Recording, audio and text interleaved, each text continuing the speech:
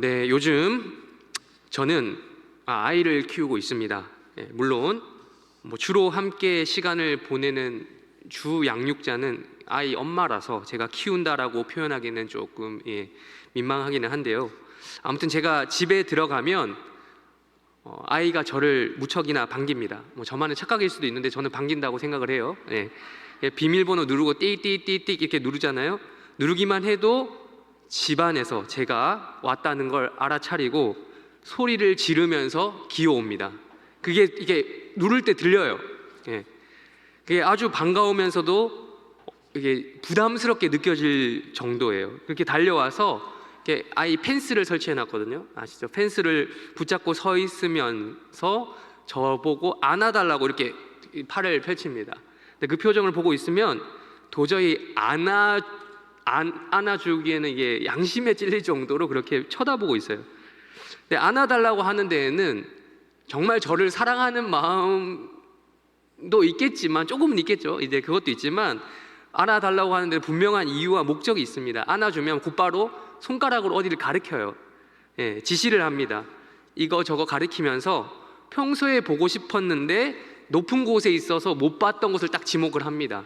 그렇게 이제 들고 이제 데려다 주면 자기가 원하는 물건, 주로 이제 이 친구가 좋아하는 거는 연고나 치약 같은 튜브 이런 걸 좋아하더라고요. 그걸 집어들고는 매번 똑같은 걸 골라요. 그걸 집어들고는 만족해하는 표정을 짓곤 합니다. 그때만큼은 표정을 보면 세상을 다 얻은 듯한 그런 표정이거든요. 또한 이 아이가 비슷한 만족도를 느낄 때가 있는데 그건 바로 식사 시간입니다. 밥 먹기 전부터 난리가 납니다.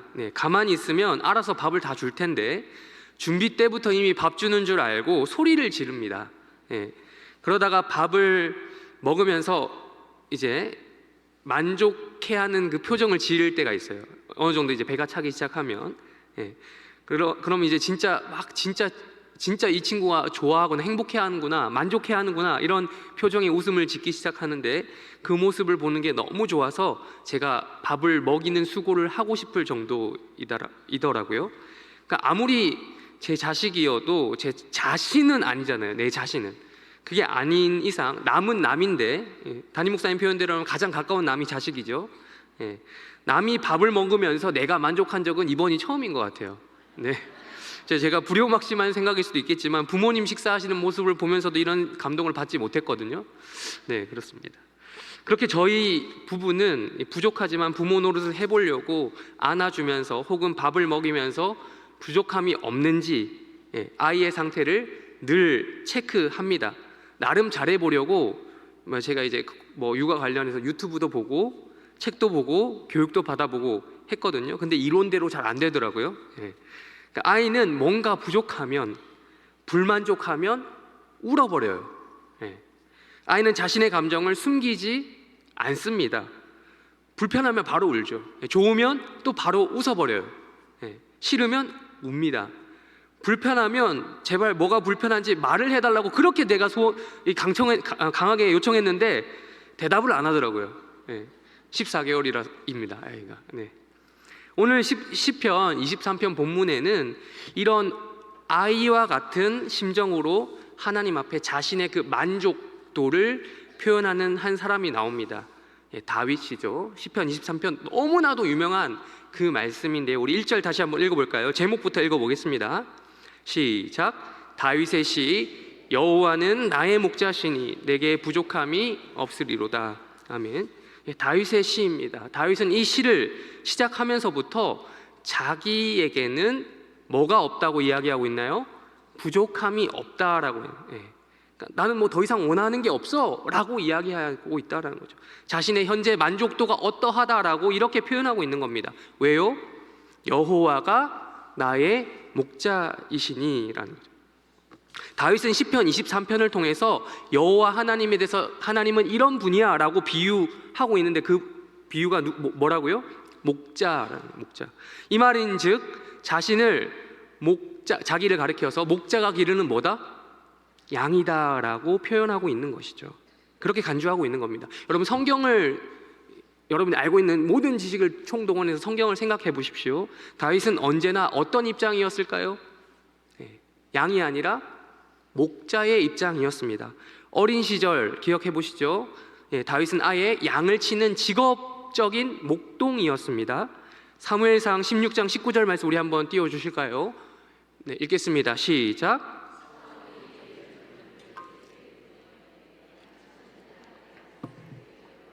네, 양치는 내 아들 다윗, 목동이었죠. 훗날에는 이스라엘의 왕이 되어서 이스라엘을 다스리는 목자의 역할을 맡게 되었습니다. 우리 사무엘하 5장 2절도 우리 한번 읽겠습니다. 시작.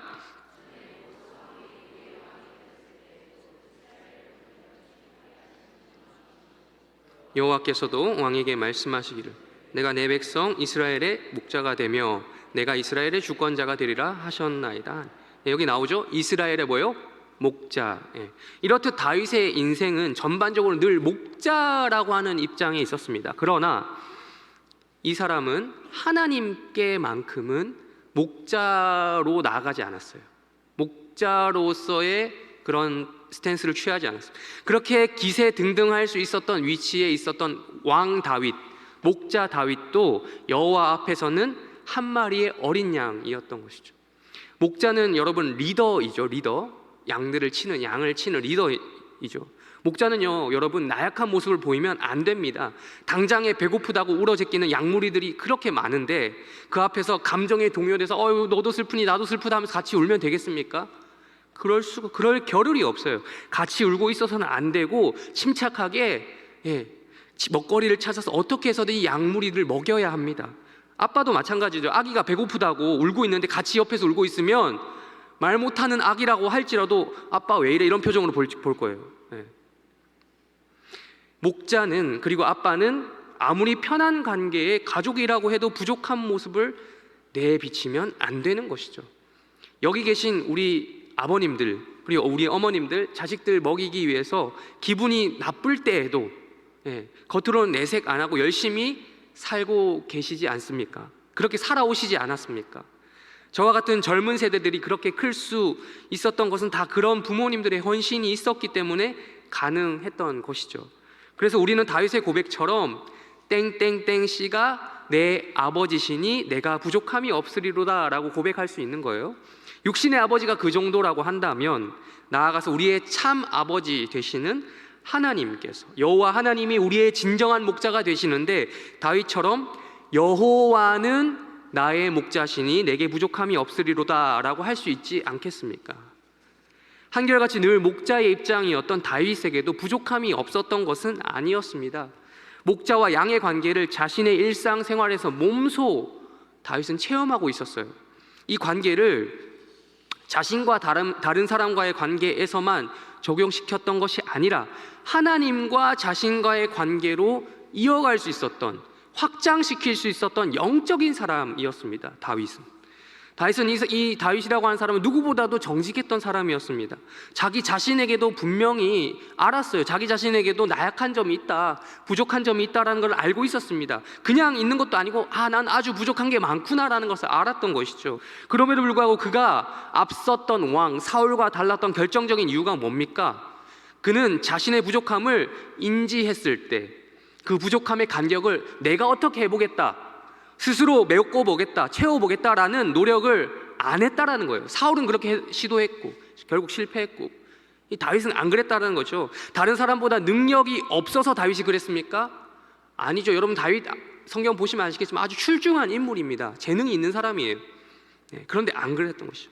이 부족함의 문제라고 하는 것이 상대적인 능력의 차이에서 오는 것이 아니라 아주 절대적인 하나님과의 관계로부터 채워져야만 하는 그 무엇이라는 것을 다윗은 알고 있었던 것이죠. 그래서 다윗은 여호와 하나님이 목자가 되시기 때문에 뭐가 없다? 부족함이 없다라고 고백할 수 있었습니다. 그렇다면 구체적으로 어떻게 부족함이 없었는가? 2절 또한 읽어보겠습니다. 시작. 그가 아멘. 아까도 말씀드렸다시피 아이에게 만족도를 채워주는 방법은 단순합니다. 잘 먹고요, 잠 잘 재우고 잘 놀게 하면 됩니다. 2절에서 말씀하듯이 양 또한 그렇습니다. 아이를 키우면 키울수록 동물 키우는 거랑 약간 지금 비슷하다는 느낌을 제가 받고 있는데, 그래서 양 또한 그래요. 양이 느끼기에 부족함이 없으려면 푸른 풀밭에 누우면 됩니다. 쉴만한 물가에 있으면 되죠. 양들이 푸른 풀밭에서 뭘 하겠어요? 양들 입장에서는 그야말로 푸른 풀밭, 초장은 말 그대로 먹고 놀기 딱 좋은 곳입니다. 그게 푸른 풀밭이죠. 초원에서 노는 양떼들을 여러분 본 적 있으십니까? 우리 학생들 가서 양떼 목장 이런 데 가봤어요? 저는 가봤어요. 강원도 쪽에 가면 양떼 목장이 있는데 가서 보면은 진짜 양들은 놀고 먹는 게 일이에요. 푸른 풀밭에서 맛있는 풀 많이 먹고 뒹굴고 놀다가 잠 오면 자고, 또 목마르면 물 마시고, 이게 양이 하는 일입니다. 이게 양이 하는 사명이에요, 사명. 그렇게 쉴만한 물가에서 마시고 싶으면 물 마시고, 풀밭에서 먹고 싶으면 풀 뜯어 먹고 하다 보면 그 자체가 양에게 힐링이 되는 거예요. 그렇게 놀고 먹었을 뿐인데 어떠한 기적 같은 현상이 벌어졌다고 하는 거죠. 3절입니다. 읽어보겠습니다. 3절도 읽겠습니다. 시작. 내 영혼을 자기 이름을 위하여 의의 길로 인도하시는도다. 아멘. 여호와가 목자가 된다는 것은 단순히 이런 육체적인 피지컬적인 측면에서만 만족도를 준다는 것이 아니라는 것이죠. 잘 먹고 잘 놀고 잘 쉬었더니 영혼까지 소생되는 놀라운 일이 벌어졌다라는 겁니다. 여러분, 다윗은요 흔히 말하는 영육 이원론자가 아니었습니다. 영혼과 육체를 따로 분리시켜서 생각하는 그런 사람이 아니었습니다. 영혼과 육체는 하나다, 이렇게 연결되어 있다, 그게 인간이다 라는 것을 알고 있었던 것이죠. 육체가 만족하는 것과 영혼이 만족되는 것의 상관관계를 잘 알고 있었습니다. 여러분, 다윗에게도 배고픈 시절이 많이 있었던 거 여러분 성경 읽어서 잘 아실 겁니다. 한 번은 사울로부터 도망 다니던 중에 제사장 빼고는 먹을 수 없었던 그 특별한 거룩한 빵, 성경에 보면 진설병이라고 나와 있죠. 진설병을 먹었던 일이 있었습니다. 정말 거룩한 사람이었다면 그때 어떻게 했을까요? 정말 내가 굶어 죽었으면 죽었지 내가 이걸 안 건드리겠다, 이런 결심하는 사람이었을지 있지 않았을까요? 근데 다윗은 먹었어요. 이유는요, 배고파서. 이에 대해서 예수님은 다음과 같이 말씀하시며 평가하셨어요. 읽겠습니다. 마태복음 12장 3절과 4절 읽겠습니다. 시작.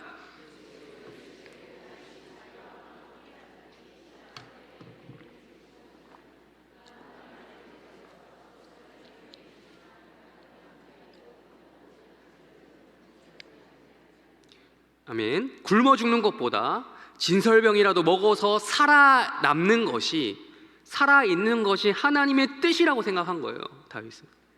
그런 행동을 하나님 그 자체이신 예수님도 지금 이 말씀을 인용하신 것은 인정한다라는 말씀이거든요. 금식한다고 하면서 다른 사람을 사랑하지 않는 바리새인들, 그걸 넘어서 오히려 다른 사람들을 괴롭히기까지 했던 바리새인들보다 차라리 잘 먹고 잘 쉬면서 다른 사람을 사랑하는 게 낫다라는 것이 예수님의 논지였습니다. 다시 시편 23편 3절로 돌아와 볼까요? 잘 먹고 잘 쉬어서 뭐 하라고요? 소생된 그 영혼으로 무엇을 하라고요? 3절 하반절, 자기부터 우리 한번 읽어보겠습니다. 자기, 시작. 자기 이름을 위하여 의의 길로 인도. 의의 길로 인도하시기 위해서. 그 의란 뭐죠? 의라는 것, 우리가 의라는 말을 하도 많이 써서 이제 너무 익숙하니까 약간 좀 어색할 수도 있는데, 이 의라는 것은 올바름을 이야기하는 겁니다. 올바름, 뭐 어려운 말이 아니죠. 올바름.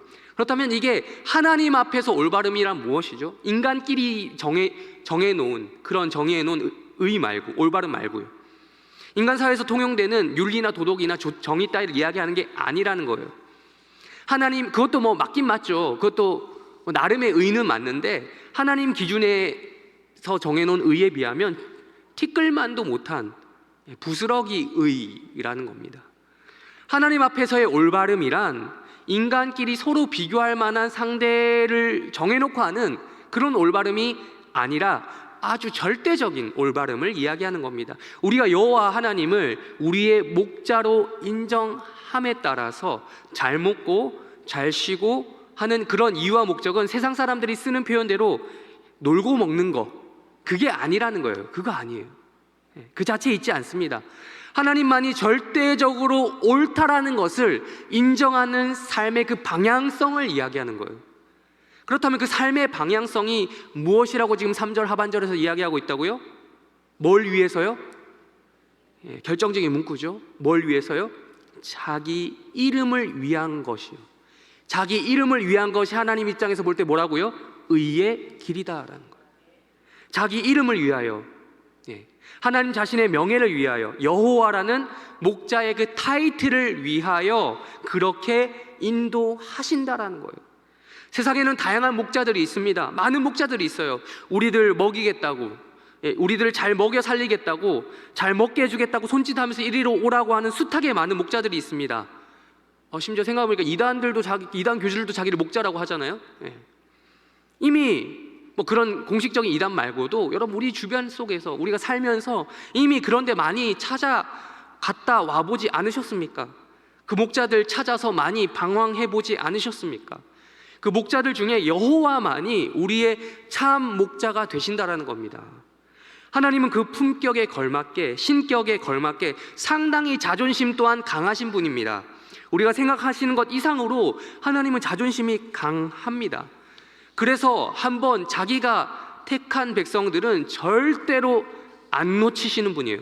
자기가 택한 양무리는 안 놓치시는 거예요. 자기가 선택한 양들은 반드시 푸른 초장, 풀밭과 쉴만한 물가로 인도하셔서 먹이시는 겁니다. 왜요? 왜? 우리를 사랑한다라는 이유는 둘째 치더라도, 지금 제가 우리를 사랑하지 않는다는 뜻이 아니고요, 그 이유는 둘째 치더라도 하다못해 뭐 때문이라도 한다는 거예요. 지금 자기 뭘 위해서라도, 이름을 위해서라도 한다는 거예요. 자기 명예 때문이라도 그렇게 우리를 의의 길로 인도하시고야 말겠다라는 것이 하나님이 자기 명예를 스스로 지키시는 방식이라는 겁니다.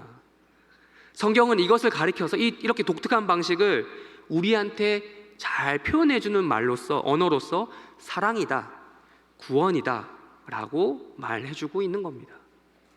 나아가서 우리가 먹고 마시는 이유가 무엇입니까? 그냥 먹는 것도 아니고 푸른 초장에서, 쉴만한 물가에서 잘 먹고 잘 마시고 잘 쉬어야 되는 이유가 뭐라고요? 네, 하나님의 이름 때문에, 하나님의 명예 때문이에요.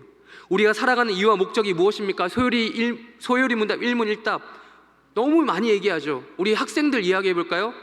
인간의 제일 되는 목적이 무엇입니까? 제가 물어봤으니까 대답해 보세요. 네, 이거 수백 번, 우리 아동부 설교에서 담임 목사님 너무 많이 얘기하시는데, 이제는 좀 암기하셔요. 제가 여러분한테 일부러 안 물어본 거예요. 민망하실까봐. 미안합니다, 학생들. 인간의 제일 되는 목적이 무엇입니까? 해림교회 성도, 대한예수장로회 해림교회 성도라면 암기하고 계셔야 되죠. 첫 번째 뭡니까? 하나님을 영화롭게 하는 것. 두 번째, 하나님을 영원토록 즐거워하는 것. 제가 소요리 문답 100번, 90번 이런 거 물어본 게 아니에요. 1번 물어봤습니다. 이게 곧 자기 이름을 위하여, 즉 하나님의 명예를 위하여 라는 이 시편 23편 3절에 은혜 받고 있는 우리의 삶의 구체적인 방향성이 되어야 된다는 겁니다. 우리를 잘 먹이시는 목자 되신 하나님 때문에 하나님의 영광을 위하여 살아가는 인생이 되시기를 주님의 이름으로 축원합니다. 우리 이어서 4절 또한 읽겠습니다. 4절 읽겠습니다. 시작.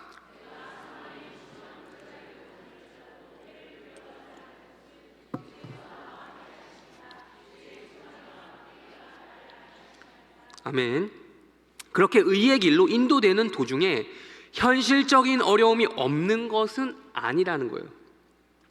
다윗은 하나님의 이름을 위하여 사는 인생이 무조건 다 잘 풀릴 거야, 다 잘 될 거야, 뭐 이런 식으로 속이는 이야기를 하지 않습니다. 정직하게 말하고 있잖아요. 분명히 뭐가 있다고요?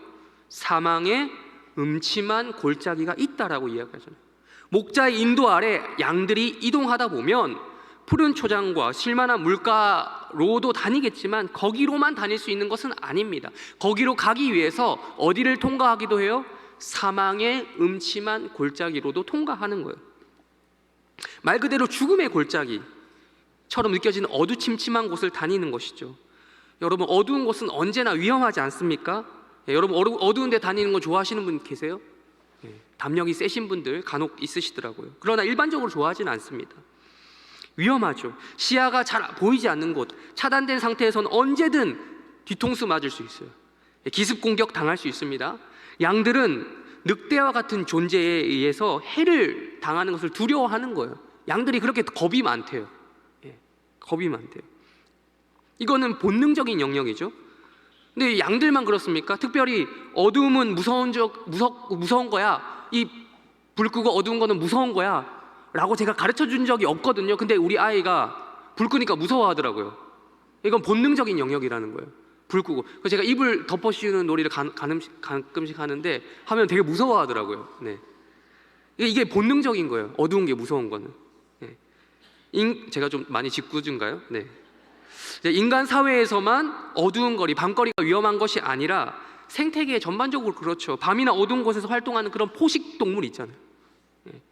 해를 두려워할 수밖에 없는 환경이 어두운 곳입니다. 그렇게 다닐지라도 해를 두려워하지 않을 수 있다라는 겁니다. 뭐 때문에요? 4절 하반절 읽겠습니다. 4절 하반절 읽겠습니다. 시작.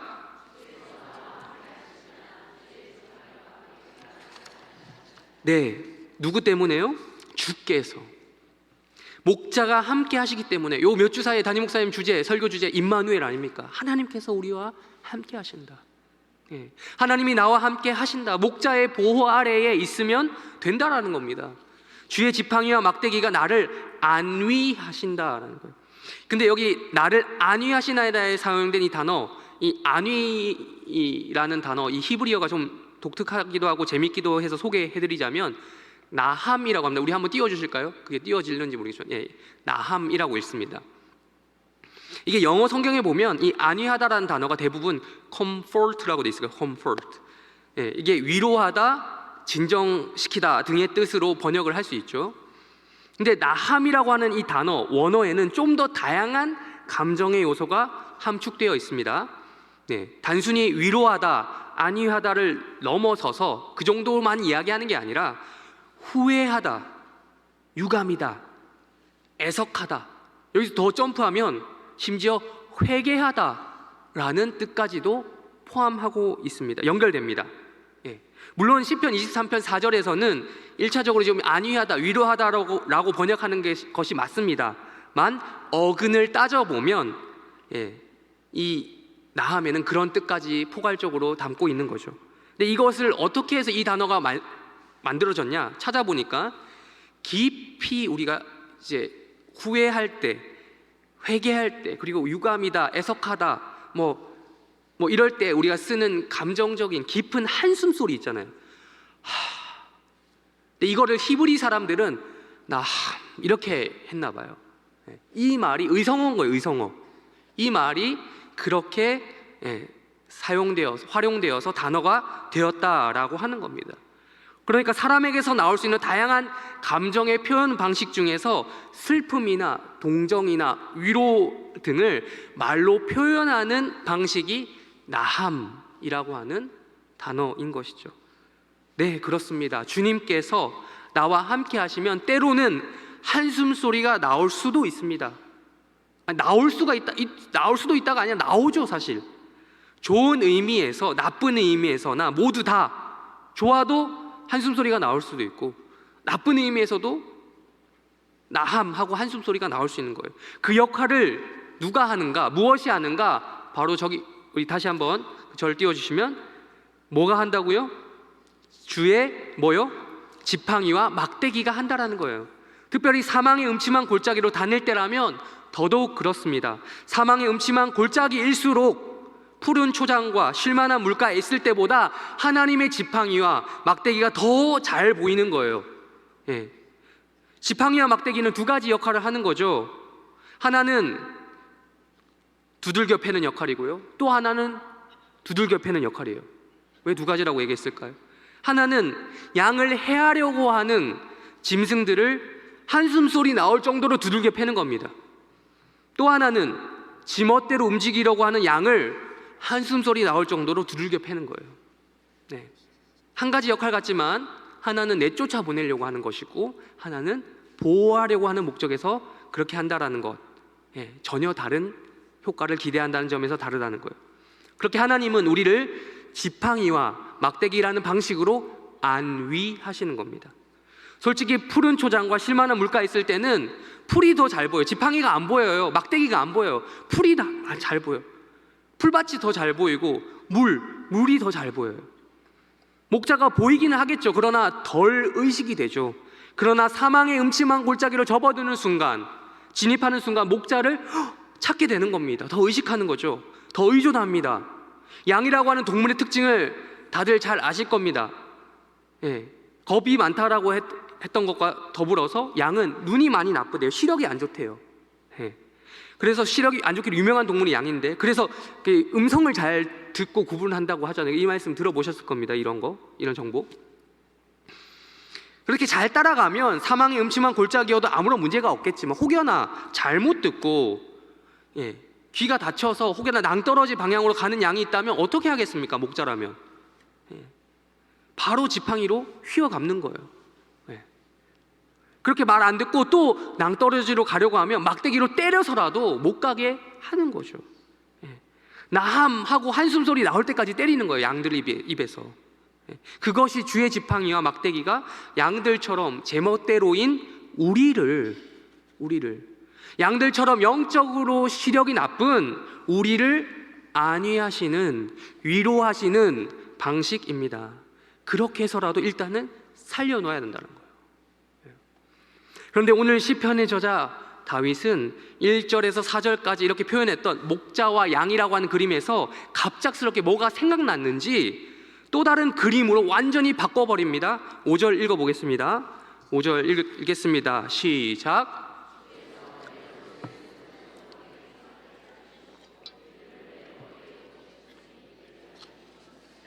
원수요.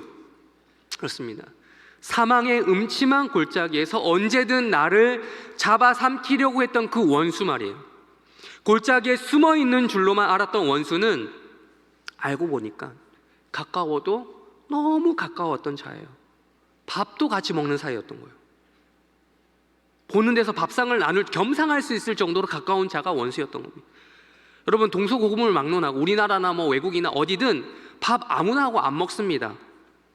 요즘이야 식사하는 게, 끼니 때우는 게 어렵지 않아서 그러지, 옛날에 식사 초대하는 건요, 먹고 살기 힘든 시절일수록 정말 귀중한 사람하고 하는 거죠. 아무하고나 밥을 안 먹습니다. 그래서 밥을 같이 먹는다는 의미에서 식구라는 말이 괜히 있는 게 아니에요. 식구. 특별히 팔레스타인 지역도 마찬가지입니다. 식사를 같이 한다는 건 아주 특별한 의미가 부여된 행동이에요. 특별히 원수하고 식사를 같이 한다? 이거는 있을 수가 없는 일이죠. 음식에 독이라도 타면 어쩌려고 합니까? 다들 잘 아시겠지만, 그런데요, 잘 아시겠지만 성경에 나온 다윗의 원수는 누굽니까? 골리앗이 아니었습니다. 블레셋이 아니었어요. 골리앗과 블레셋은 다윗의 원수 깜도 못 돼요. 다윗의 원수는 혈육이었습니다. 다윗의 원수는 다윗과 가장 가까웠던 장인어른 사울, 친아들 압살롬이었습니다. 처음부터 원수라서 원수가 된 사이가 아니었습니다. 밥을 먹어도 정말 말 그대로 밥 먹듯 같이 밥 먹는 사이였어요. 그렇게 서슬퍼런 칼날을 들고 있는 원수의 목전에서 진수성찬을 차려주시는 분이 누구라고요? 하나님이시죠. 다윗은 지금 사망의 음침한 골짜기로 다니는 양으로 자신의 상황을 비유했던 일종의 가상의 이미지, 옛날 이야기에서 지금 실제로 있을 법한 진수성찬의 이미지, 즉 현실 세계로 자신이 지금 밀접하게 지금 경험했던, 비교적 최근에 경험했던 이걸로 끌고 들어오면서 이 시를 마무리하려고 하는 것이죠. 그러니까 이거는 그냥 말해보는 양과 목자의 이미지, 그런 비유가 아닌 겁니다. 실제라는 거예요. 현실이라는 거예요. 원수와 밥상머리를 함께 나누면서도 편히 먹을 수 있는 이유가 있다라는 거예요. 누구가 나를 안위하시기 때문에요? 하나님이 나와 함께 하시기 때문에, 하나님이 나를 보호하시기 때문에 라는 거예요. 5절 하반절 우리 이어서 읽어보겠습니다. 이건 그냥 위로하는 수준을 넘어서는 이야기가 나옵니다. 기름을부터 읽겠습니다. 시작. 네, 기름을 머리에 부으셨다. 지금은 덜하지만 옛날에는 기름이 아주 값비싼 귀한 물질이었습니다. 우리나라도 옛날에는 그 참기름 정말 귀하지 않았습니까? 그 귀한 이미지 살려서 지금도 어머니 기도에서 참기름 주잖아요. 귀하잖아요. 약과가 한때 유행한 적이 있는데, 약과에 대해서 조사하다 보니까, 조사까지는 아니고 제가 이제 영상을 보다 보니까, 약과가 요즘엔 흔한데 옛날에는 궁중에서 말 그대로 먹던 과자였대요. 예, 그만큼 그 약과를 만드는 재료가 귀했기 때문에, 그 기름이 들어가는 음식이기 때문에. 우리나라도 마찬가지지만 그렇게 팔레스타인 지역에서도 기름이 귀했습니다. 올리브유, 감람유. 지금이야 마트 가면 우리가 큰 대자로 엑스트라 버진 뭐 이런 거 구할 수 있잖아요. 근데 귀한 것이었습니다. 감람유. 또한 먹는 데 쓰는 그런 기름이든 간에 향이 나는 향유, 들어보셨죠? 향유든 간에 기름은 귀한 것이었습니다. 예. 그래서 옛날에는 튀김 요리도 아주 고급 요리였죠. 음식 재료를 튀기려면 그 귀한 기름을 많이 써야 됐으니까. 예.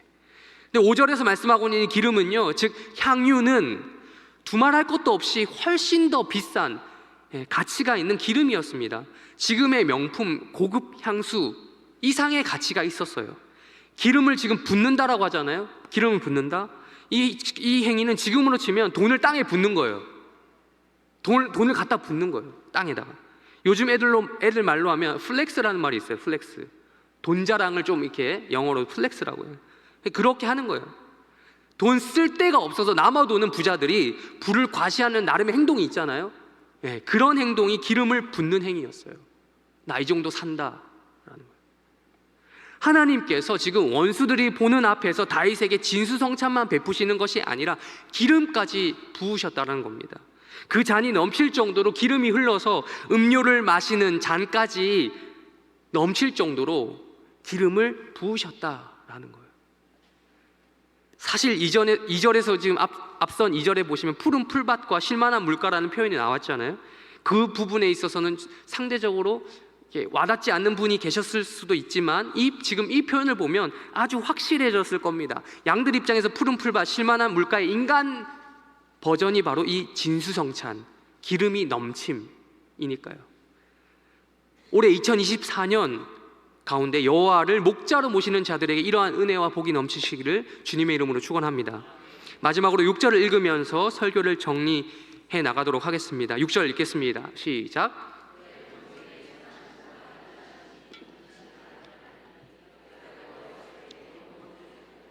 아멘. 여러분 이 말씀 믿으십니까? 내 평생. 오늘 설교 제목 한번 띄워주실까요? 설교 제목 평생. 네. birth to death. 네. 출생부터 죽음까지 평생이요. 평생에 우리의 모든 일생에 우리의 목자 되시는 여호와 하나님의 선하심과 인자하심이 그냥 나를 따르는 것도 아니고 어떻게 해요? 반드시, 다시 한번 말씀 띄워주십시오. 6절. 반드시 나를 따를 것이라는 것을 여러분 믿으십니까? 네, 그렇다면 그렇게 하겠다라고 하는 다윗의 결심이 있잖아요. 지금 그게 뭐 혹은 우리의 결단이 있잖아요. 고백이 무엇이 되어야 된다고 하나요? 예, 우리 따라해 볼까요? 내가 여호와의 집에 영원히 살리로다. 아멘. 네, 고백했죠. 네, 제가 담임 목사님 좀 따라해 봤습니다. 네, 고백했으니까 우리 하나님 앞에서 하나씩 해 나가시죠. 일단 원단 특세부터 이제 해야죠. 50% 했으니까 몇 프로? 50% 남았습니다. 내일 그리고 모레 이틀 남았습니다. 영원히 살겠다라고 고백하는 분들이 이거 이틀 못 하시겠습니까? 나아가 2023년까지도 그러하셨던 것처럼 2024년에도 예배의 자리를 사수하시는 여러분의 인생이 되시기를 주님의 이름으로 축원합니다. 물론 다윗이 하고 있는 이 위대한 고백을 우리에게 적용할 때 단순히 예배 출석만 이야기하는 건 아니겠죠. 그렇게 말하기에는 좀 너무 그 폭이 좁잖아요. 그럼에도 여호와의 집이라고 하는 이 의미의 첫 출발점이 성전인 우리 한 사람 한 사람, 그리고 그 사람들이 모여서 이루는 공동체인 교회, 주님을 믿는 교회 공동체가 또 모여서 할 일은 뭡니까? 예배잖아요. 그게 우선적이라는 것을 우리가 부정할 수 없습니다. 또한 우리는 여호와의 집에 살되 영원히 사는 자들, 나아가서 영원히 살게 될 자들입니다. 아까 말씀드렸죠. 설교 제목 birth to death. 출생부터 죽음까지 평생입니다. 어디가 그 장이 되어야 된다고요? 여호와의 집, 예수를 주로 고백하는 신앙 공동체인 교회가 바로 이 평생의 현장이 되어야 합니다. 사실 제가 이 오늘 설교 본문을 급하게 선정하면서 여러분 오신 분 오늘 발인 예배 오셨던 분들 아시겠지만 이 말씀 본문은 오전에 있었던 장례식에서 담임 목사님 설교를 통해서 듣고 은혜를 받아서 준비하게 되었습니다. 생각해 보면 교회는 우리 일생 전반에 일어나는 모든 것들을 책임지고 있어요. 설교 제목 그대로 birth to death, 평생의 것을 책임지고 있어요. 제가 처음에 꺼냈던 저희 아이 이야기, 몇 달 전 저희 아이도 담임 목사님께 새아기 기도도 받고 보셨을 겁니다. 유아 세례도 받았습니다.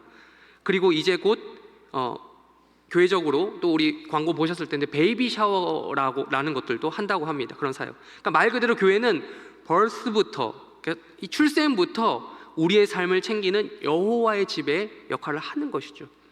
또한 올해 7월 우리 또 다 받으셨을 텐데 해림 가족 힐링 캠프라는 주제로 전교인 수련회를 준비하고 있잖아요. 여호와의 집에 영원히 사는 방식에 있어서 예배도 당연히 있지만 우리 해림 가족들과 함께 잘 쉬는, 잘 먹고 노는 그 장을 마련하려고 하는 것이죠. 여러분들 많이 기도해 주실 뿐만 아니라 적극적으로 동참해 주시기를 바랍니다. 두말할 거 없습니다. 뭐가 동참이에요? 등록하십시오. 네, 나중에 못 가게 되더라도 괜찮아요. 제 입장에서 괜찮아요. 헌금 한 셈 좀 치고 좀 미리 좀 등록을 하십시오. 나아가서 2024년에도 계속해서 교회가 꿈꾸는 사역이 있죠. 담임 목사님과 당회가 계속해서 관심을 가지고 있는 요양원 건립입니다. 혹자는 요양원이 인생의 마지막을 준비하는 기관이다라고 말할지 모르겠지만 신앙인의 관점은 그 정도만을 이야기하지 않죠. 신앙인의 관점은 그 정도 수준이 아니라 6절의 표현을 빌리자면 여호와의 집에서 영원히 살 준비를 하는 기관이 바로 요양원이 될 것입니다. 물론 그와 별도로 교회는 지속적으로 여러분이 천국에 대한 소망과 또한 여호와의 집에 영원히 살 것을 소망하라고 하는 이 메시지를 설교를 통해서, 사역을 통해서 전달할 것입니다. 또한 계속해서 그렇게 해왔듯이 오늘 있었던 장례식처럼 장례 사역을 통해서 많은 유가족들이, 심지어 불신 가족들 또한 복음을 들을 수 있도록 장례식 현장을 복음을 전하는 장으로 만들 것입니다. 믿지 않는 당신 또한 회개하고 예수를 믿으시오. 이 사람의 죽음 앞에서 당신은 무엇을 할 겁니까? 라는 메시지를 전할 것이죠. 여호와의 집에 영원히 함께 삽시다 라면서 이 메시지를 전할 것입니다. 부디 우리 해림 가족 모두가 평생 동안 birth to death, 여호와의 선하심과 인자하심이 따르는 인생이 되시기를 주님의 이름으로 축원합니다. 동시에 여호와의 집에 영원히 살겠다는 결단과 고백이 우리의 말과 행동을 통해 나오게 되는 2024년 되시기를 주님의 이름으로 축원합니다. 기도하겠습니다. 하나님 아버지, 감사합니다. 오늘 이렇게 또 시편 23편 말씀, 오늘 장례식을 통해서 또 발인 예배를 통해서 들었던 은혜의 말씀 기억하며 또 묵상한 바를 바탕으로 이렇게 말씀을 나누었습니다. 이 모든 설교를 듣는, 말씀을 나누는 해림교회 성도들 가운데 여호와의 집에 영원히 살겠다라고 하는 결단이 나올 수 있도록 주님께서 함께하여 주시옵소서. 감사하며 예수님의 이름으로 기도합니다.